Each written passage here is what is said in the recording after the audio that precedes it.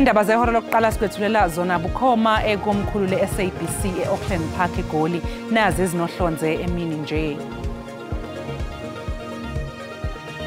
Namhlanje ungqongqoshe wamaphoyisa uSenzo Mchunu uhambele emayini yaseStilfontein njengoba iqhubeka inhlelo zokutakula labo abamba ngokungemthetho abasemathunjini omhlaba.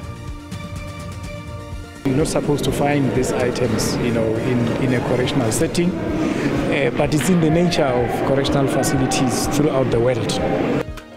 Zizovulelwa amacala iboshwa ezitholwe nemali kanye nezinye izinto engavumelekile ngesikhathi kugaselwe ejele laseBloemfontein eFree State izolo ebusuku. Kutheni kungabizwa isigwebo sentambo? Xa sithetha ngesigwebo sentambo kuthiwa si-controversial, sithetha against i-constitution yase-South Africa. Uphiko lwabesifazane lwe-ANC lumashela endlini zombuso ePitoli luhambisa njengengxenye yomkhankaso wey'nsuku eziyishumi-nesithupha wokulwa nesihlava sodlame olweyamene nobulili. Be careful what you wish for, because it doesn't matter who you play nowadays. The playing fields are level, the rankings don't mean anything anymore.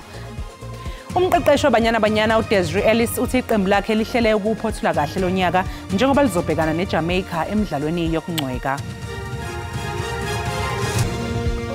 Sikubingelele mbukeli isikwamukele indaba ezehora lokuqala emini sibonga kakhulu ukuthi uhlanganyele kanye nathi. Igama lami uNoxolo uMamtshali wakwaMwali, asikhwele phekwazo.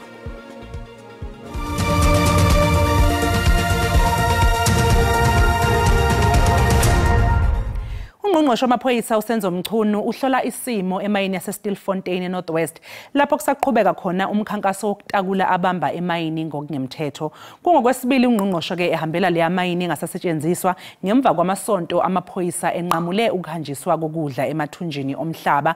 Ungqongqoshe Mchunu uzothola umbiko wenqubekela phambili malungana nezinyathelo ezizoholela ekutheni kuphume emathunjini omhlaba abanye abamba ngokungemthetho.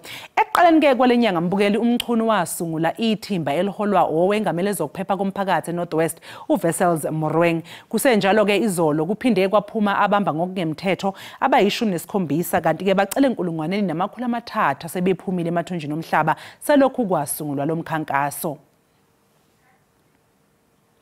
Zizovulelwa amacala iboshwa ezitholwe nemali kanye nezinye izinto engavumelekile ngesikhathi kugaselwa ejele laseBloemfontein eFree State izolo ebusuku. Ukhomishana wezokuhlunyeleliswa kwezimilo kazwelonke uMahoti Thobagale uthi inhloso ukuqeda ubugebengu ngaphakathi ejele.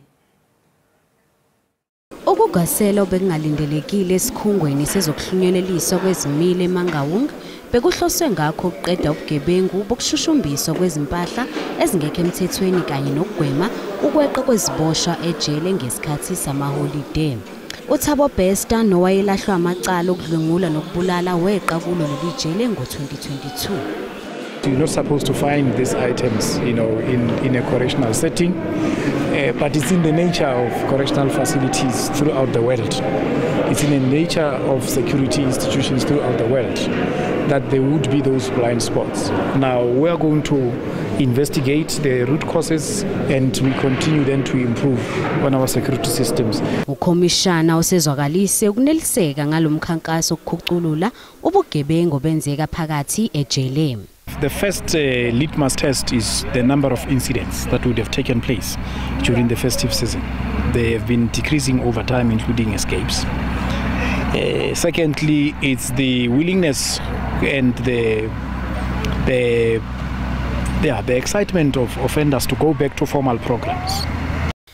Lokugasela kuhambisane nokwethulwa kwe-Operation Vala ejele iGrootvlei lomkhankaso kuzoqinisekisa ukuphepha kweziboshwa nezisebenzi zasejele kulamaholidi kuze kube umasingana ngonyaka ozayo. Liphindele enkantolo namhlanje icala lokubulawa komculi we-hip hop uKeenan aka Forbes kanye nomngani wakhe uTibelo Tibbs Muthwane. Ukuzwa kabanzi-ke ngokuqhubekayo enkantolo sixhumana nentatheli ye-SABC uSimphiwe Makhanya. Mnguni asikwamukele ey'ndabeni zasemini. Sicela nje usilandise ngosekwenzekile namhlanje enkantolo. Uxolo ngeke ngisabingelela impela ngizovela ngichazele nje ukuthi kusukela kusile namhlanje la enkantolo eMantshi yaseThekwini kuvele abasolwa ke ababili ecaleni elihlukile kunalelo esilindele namhlanje labasolwa abahlanu ekusolakala ukuthi ke babe nesandla ekubulaweni komculi walapha eNingizimu Afrika we-hip hop uKeenan aka Forbes kanye nomngani wakhe uTibelo Tibbs Motswane.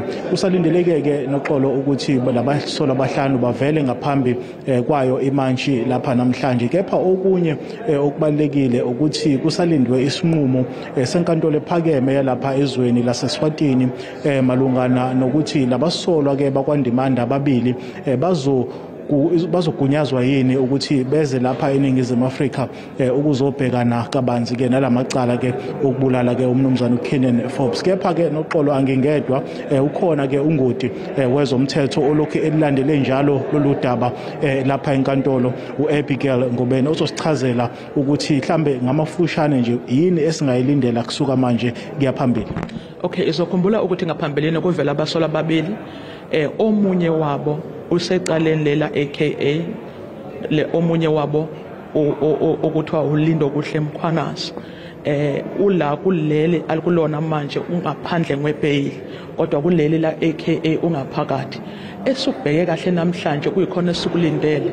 Sifuna ukuzwa ukuthi inkantolo yaseSwatini izothini mayelana nokugwinyazwa kokubuyiswa kwalabo baseSwatini abazofika babe umangalelo wesithathu nowesine kuleli elikhona manje kulela aka bafike baba umangalelwa we6 and 7. Iyona leyo nto yenza ukukhombisa ngathi umlaleli emakhaya bazobona ngathi lamacala ayahlangana, kodwa into esikulindele kakhulukazi manje ukuzwa ukuthi isinqumo saseSwatini sithini ukuze kubhekwe ukuthi leli liqhubeka kangakanani ukuya phambili, liyaqulwa noma liyatransferwa ukuya eHigh Court. Abigail ngenxa yesikhathi sibakho lesikhathi sakho. Siyabonga. Okay, ungoti ke lo kwezomthetho olapha enkantolo yeMantshi eThekwini esichazela ngokuthi yini esingayilindela. Noxolo ngaphambi koba ngibusele intambo kwena ngimkhumbuze umbukeli ukuthi einsukwini ezedlule ukhomishana wamaphoyisa lapha esifundazweni KwaZulu-Natal uNhlanhla Mkhwanazi ekhuluma ke sithangamini nabe zindaba ukubalulile ukuthi ke amaphoyisa asaliqhuba uphenyo malungana ke naso isigameko sokubulawa kukaKeenan Forbes kanye noTibelo Tibbs Motswane lapha ngaphandle endaweni ke yokudla eThekwini, futhi washo ukuthi kungalindeleka ukuthi babe khona nabanye abasolwa ababoshwayo ngaphezulu kwalaba esilindele ukuthi ke bavele enkantolo namhlanje. Sibonga kakhulu kuwe Mnguni, Mbukelobe kuSimpho Emakhanya obesibikela eseThekwini. Umengameli wezwe uCyril Ramaphosa uhlonipha labo abahambe bamela elakuleli emidlalweni yama-Olympics neyama-Paralympics ebiseFrance kulonyaka. Lo mcimbi useyindlini zombuso ePitoli. It is through you that you put us on the international stage. Some of us go to the United Nations, we make speeches, that's fine. But it is you who are on that edge. Njengoba nje owengamelela kuleli uCyril Ramaphosa ehlonipha labo abaphumelele emidlalweni yama-Olympics nakuyama-Paralympics, ubonge wancongcoza kubo ngokumela elakuleli emazweni. You have represented our nation with such great distinction and commitment on the international stage. As you started walking, as each country was walking through and their names, the names of the countries being read out, and we saw you, our hearts were filled with joy. Mengameli ubalule ubumqoka bezemidlalo ezweni, waveza ukuthi yizona ihamba ibanga elide ekwakheni ubumbano ezweni. Today we are not just celebrating your medals and the athletes who won those medals. We are celebrating the spirit of South Africa. We are celebrating the power of sports to unite us. Lo mcimbi ubanjelwe endlini zombuso ePitoli esifundazweni eGauteng. Silindo Kuhle Ngidi, indabeni zeSABC.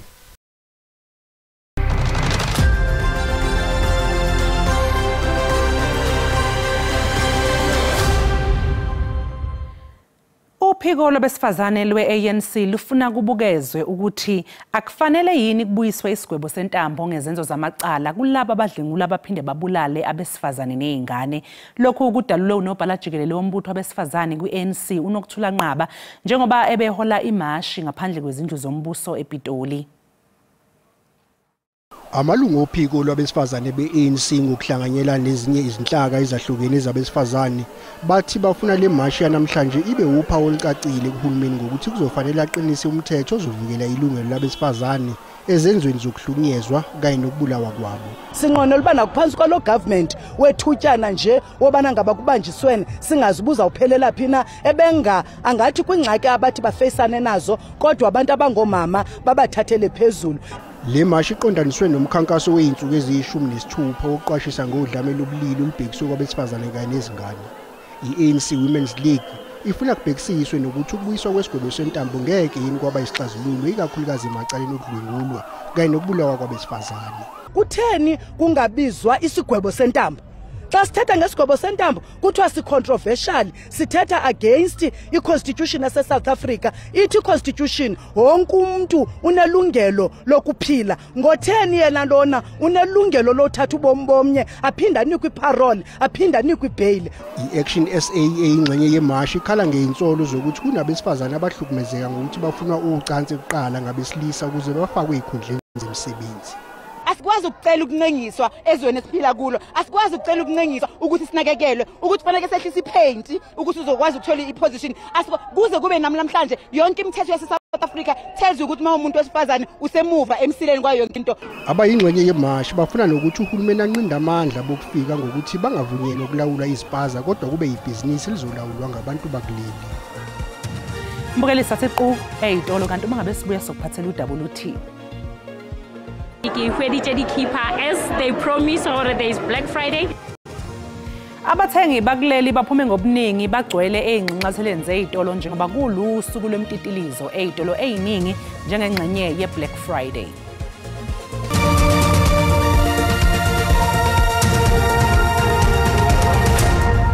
Siphinde sikubingelele mbukelo sikwamukele mangabe usanda kungena udabeni oluphambili besibike ukuthi namhlanje ungqongqoshe wamaphoyisa uSenzo Mchunu uhambele emayini yaseStilfontein njengoba iqhubeka inhlelo zokutakula labo abamba ngokungemthetho abasemathunjini omhlaba. Mbukela sikhumbuze ukuthi lezi indaba zikhona ku YouTube na ku SABC Plus ungena kuze uyicinge ngamagama athi SABC izindaba. Undunankulu waseGauteng uPanyaza Lesufi kanye nokhomishana wamaphoyisa kulesi yasifundazwe uLieutenant General Tommy Mthombeni bethule ibalo zobugebengu zesigamu sesibili sonyaka wemali u2024-2025. Intatheli ke SABC uCalvin Okadludla ube khona kulesithangami. Namhlanje uphiko lwamaphoyisa la esifundazweni eGauteng belizokwethula ke umbiko walo othinta ke ezobugebengu njengoba ke luchaza kabanzi ukuthi ke igameko ezifaka phakathi ke ucansi kanye nokudlwengula igameko ke ezenyukile kanti ke okunye ke okulindelekile kuwamaphoyisa kulesifundazwe ukuthi ke bachazele abantu ukuthi ke zithini inhlelo zabo njengoba kuza ke isikhathi samaholiday kaChristmas. Uzokhumbula mbukeli wendaba zeSABC ukuthi ngalesikhathi samaholiday kaChristmas kuvamisile ukuthi abantu abaningi beze la eGauteng kanti ke amaphoyisa ayasebenza kanzima ukubhekana nesimo. Njengamanje ke ngizothula ke umkhuzo wamaphoyisa khona la eGauteng usigaxa amabhande uTommy Mthombeni okuyena ozosichazela ngombiko wezobugebengu nobekwenzeka la ngaphakathi. Sizimisele njengamaphoyisa eseMzansi Afrika ukuthi sikwazi ukuthi sithathe ama-programs siyayise kumphakathi sifocuse kubantu laba ukuthola ukuthi badala. Njengamanje FCS yenza ama-programs yandlula kuma-97,000 on the previous quarter. Lapha sifocuse khona to the adults and then kubantwana and then siyenze almost over 21,000. Embukelweni indaba ze-SABC lo bengikhuluma naye ke umkhuzi wamaphoyisa esifundazweni eGauteng uGeneral uTommy Mthombeni ehamba nephini lakhe ke uFred Kekana bachaza kabanzi ke ukuthi ke inhloso zabo za kulesi sikhathi samaholide sehlobo ukuthi ke umthetho uqine bayimisele ukuthi ke abantu bangadlebeleki baphume endleleni. Uyachaza ukuthi nakuba ke igameko 18 ucansi nokudlwengula zanda kodwa ke banazi inhlelo zokuthi ke bazama ukuyinciphisa lezo igameko. Igama lami nguCalvin wakwaDludla endabeni ze-SABC ngibika ngise-Boksburg eGoli. Sibonge kuCalvin wakwaDludla. Umphenyi omkhulu eceleni lokubulawa kaSenzo Meyiwa uBrigadier Bongani Gininda utshela inkantolo ukuthi abameli kufanele bafundisise zonke izitatimende ukuze baqondisise njengoba ofakazi akubona bonke abathi isigebengu esangena sasinebala elinsundu abanye bathi sasineminyeko. Ummeli womsola kwesithathu Advocate Charles Mnisi ubuze uBrigadier Bongani Gininda ukuthi khona yini akuthola okungafani okwasho ofakazi ngesikhathi bechaza bangena endlini. One will have to go through all the statements. Now, having gone through the statements, my lord, the only people that I was able to pick up refers to the dark complexion. It's Longwe, I think Zandi, I'll just have to check, my lord. But it's not all the witnesses who were inside the house. The other, I think it's about 3 of them that give the complexion of a dark person. In other words, the first intruder being dark, referring to the complexion. The others are simply giving description in terms of the dreadlocks. Ugininda ke uthi statement esikazandi Khumalo sithi wathi angakwazi ukukhomba isigebengu uma engaphinde azibone futhi. As much as Warrant Officer Steenkamp prepared his statement in preparation of the identity kit, if you read what is contained in her summary in relation to what the people inside the house are saying, I've said it yesterday that there's no consistencies because Kelly Khumalo, for example, the first person she interviewed, refers to a dark person, refers to a revolver. You don't find it in a statement. If you go to other places where Zandi said she could not identify certain people, if you go, like Ms. Zandi Khumalo, the second witness, if you go to Zandi's statement, she says, I will be able to identify the intruders if I see them again. Uvumileke ukuthi asikho isitatimende esasikhuluma ngebala lomsola wokuqala. So yes, I was able to find statements where there is not dark color or complexion being mentioned of the first intruder. Icala liyaqhubeka. Iziphathimandla zemfundo KwaZulu-Natal seyixwayise abafundi bakaMantikiletsheni bakulonyaka ngokusingatha imbhiyozo yokuvala unyaka njengoba phela abafundi bebhale iphepha labo lokugcina izolo. IKwaZulu-Natal inesibalo sabafundi abalinganiselwa kumaphesenti angu-25 esibalweni sikazwelonke.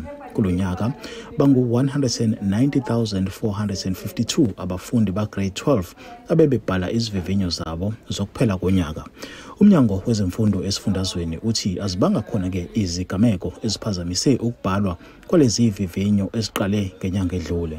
Ayikho ama-incident areportiwe ukukhombisa ukuthi khona abantwana engade bechitha, khona amaphepha eliputshukile. Kusho ukuthi ama-exam ethu ahambe kahle kakhulu. Sisukubonga kakhulu ama-monitors wonke akade eyiphathi yale process leyo. Sibonge staff sa-education, sibonga nabazali nje bonke. Isiphathimandla esifundazweni sixwayisa abafundi ngokuzibandakanya nemicimbi yokubungaza ukuqedwa kokubhalwa ebizwa nge-Pens Down. Ngozibandlela nyakenye kwadlula emhlabeni abafundi abathathu engozini yemoto ekusolakala ukuthi ke babethamele lo mcimbi. We've been busy with the policing of the exams that were taking place and looking after the celebration of the school children as they were, some of them doing matric dances and the likes.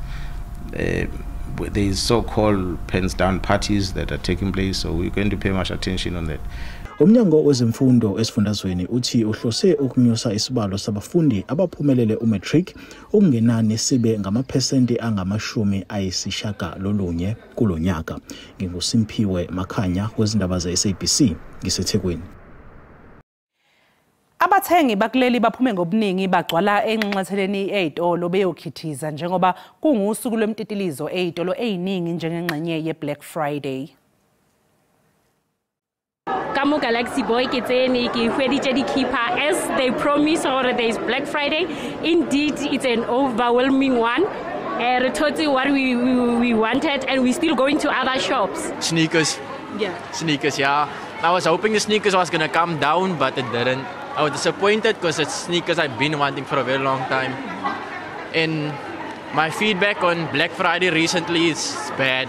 Yeah. Like from previous years, there's not as much things on special like it used to be. A very few things where you're very limited on purchasing things, you understand?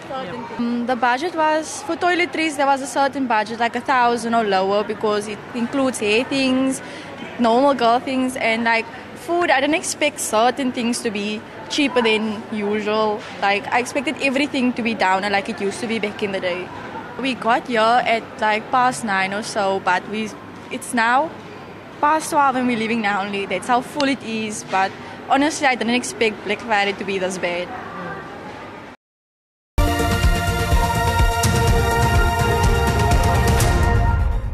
Umqeqeshi weBanyana Banyana uDesiree Ellis uthi iqembu lakhe lihlela ukuphothula kahle lonyaka njengoba lizobhekana neJamaica emidlalweni yokungcweka. Ompetha base-Afrika Banyana Banyana bazama ukusijwayeza nesimo saseJamaica ngaphambi kwemidlalo emibili phakathi kwalamaqembu eMontego Bay. Le midlalo ingamalungiselelo omqhudelwano weAFCON ozobanjwe eMorocco ngonyaka ozayo. Kuzobe kungokuqala lamaqembu ebhekana selokhu agcina ukudlala ngokulingana eThekwini. Somebody asked me what I wish for. I said, be careful what you wish for, because it doesn't matter who you play nowadays. You know, the playing fields are level. The rankings don't mean anything anymore. It helps you, obviously, you know, when you play top opposition, it helps your ranking. But as you've seen over the last couple of FIFA dates, everybody's playing.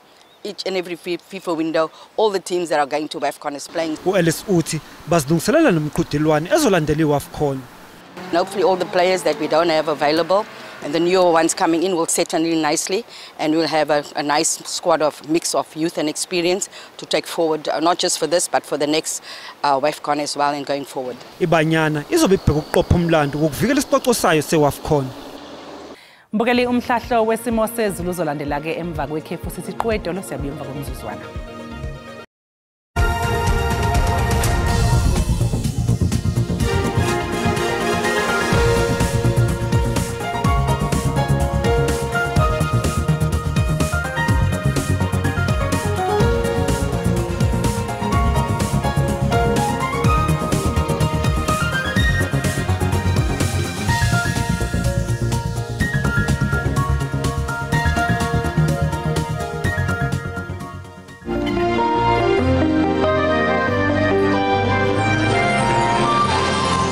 Mbukeli usale kahle.